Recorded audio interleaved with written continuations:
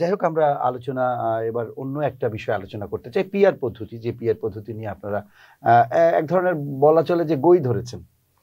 আপনি ইসলামী আন্দোলন বাংলাদেশ এবং জামায়াত ইসলামী, পাশাপাশি এনসিপি অনেকটা সরে আসছে বলবো না, মানে তারা এখন কঠিন ভাষা হয়তো হ্যাঁ উচ্চ কক্ষে, এটি তো বিএনপিরও সেই প্রস্তাবনা আছে। তো সেই ক্ষেত্রে বিএনপিকে আপনারা দায়ী করছেন। আসলে পিআর পদ্ধতিটা কি বাংলাদেশের জন্য কি গ্রহণযোগ্য? আর যদি গ্রহণযোগ্য হয় বা বাংলাদেশের জন্য যদি সুইটেবল হয়, পারফেক্ট হয়, সেটি কেন? দেখেন, বাংলাদেশের মানে জুলাই অভ্যুত্থানে আমি আমাদের বিবৃতিতে বলেছিলাম যে জুলাই অভ্যুত্থানের রক্তের দায়বোধ থেকে পিআর প্রয়োজন। কেন? জুলাই অভ্যুত্থান কিন্তু শুধু হাসিনার পতন না, এটা হলো স্বৈরতন্ত্রের পতন, এবং আগামীতে বাংলাদেশে যখন স্বৈরতন্ত্র না আসে সেটা নিশ্চয়তার একটা চাহিদা ছিল জুলাই অভ্যুত্থানে। কিন্তু যে সংস্কার প্রস্তাবগুলো হলো, আমরা শুরু থেকে কিন্তু পিআরের কথা বারবার বলে আসছি, কিন্তু এখন যে বলছেন গো ধরা, এটা আমরা কিন্তু তখন ধরি নেই। কেন? আমরা চাইছিলাম যে যদি সাংবিধানিক সংস্কারগুলো হয়, তার মধ্যে একটা হলো প্রধানমন্ত্রীর এবং রাষ্ট্রপতি ক্ষমতার ভারসাম্য আনা, প্রধান একই ব্যক্তি বারবার প্রধানমন্ত্রী না হতে পারা, এনসিসি বা সাংবিধানিক প্রতিষ্ঠানের প্রধানগুলো নিয়োগের ক্ষমতা বাইরে আসা, তারপরে 70 ক্লজটা সংশোধন হওয়া। এখন 70 ক্লজ সংশোধন হয়েছে, সেটা কিন্তু মানে আদতে কিছু সংশোধন হয় না, কারণ এখানে বলা আছে কি যে অনাস্থা ভোট, হ্যাঁ 70 অনুচ্ছেদ, অনাস্থা ভোটে সে বিপক্ষে যেতে পারবে না। আর অন্য কোনো বিলে বিপক্ষে যাবে, এটিকে বাংলাদেশের প্রেক্ষিতে সম্ভব? আমরা জানি বদরুদ্দোজা চৌধুরী কিন্তু প্রেসিডেন্সি গেছিল, ফলে 70 ক্লজেরও কোনো আসলে কোনো সংশোধন হয়নি।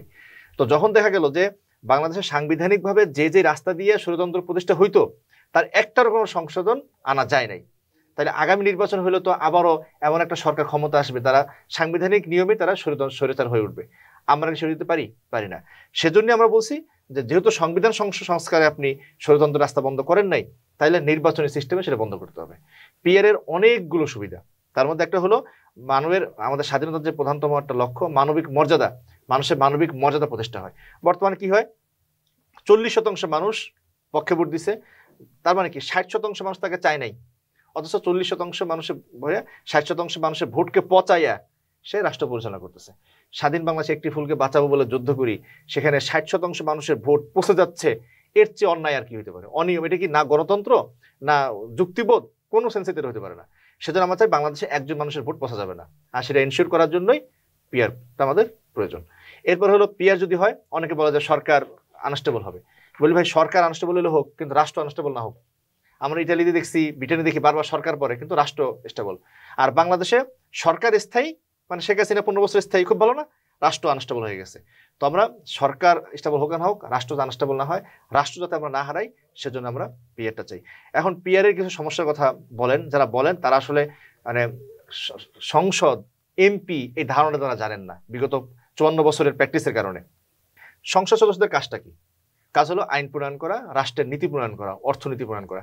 সেদিন আমি সিজিএস এর একটা প্রোগ্রাম ছিলাম, তারা বাংলাদেশে অনেকগুলো থ্রেট সামনে আনছে, মানে বর্তমান যে বৈশ্বিক ব্যবস্থা, চীন, ভারত, আমেরিকা কেন্দ্রিক, এই ধরনের অর্থনৈতিক সমস্যা, আমাদের যে রপ্তানি পণ্য সেটা এক কেন্দ্রিক, আমেরিকা শুল্ক বাড়াইলে আমাদের যায় অবস্থা তৈরি হয়।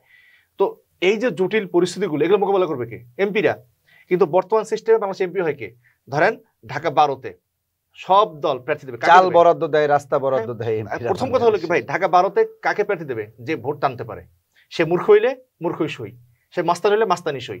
এখন মূর্খ আর মাস্তান যখন এমপি হচ্ছে, সে আর ভূরাজনীতি বুঝবে কি, সে আর অর্থনীতি বুঝবে কি? সে তার আগে মাস্তানি করে। এমপি করে কি, স্কুলের হয়, সভাপতি হয়, সেটা আইন করা হয়। এমপির কাছে তো স্কুলের সভাপতি হওয়া না। এখন বর্তমান সিস্টেম যেটা হচ্ছে, আমাদের রাষ্ট্র পরিচালনায় একদল মানে অযোগ্য লোককে দিচ্ছে, যার ফলাফল আমরা কিন্তু বহন করছি। বৈশ্বিক যে জটিলতা রাজনীতির, সেখানে আমরা পিছিয়ে পড়ছি। পিআর যদি হয়, সে জিনিসটা হবে না।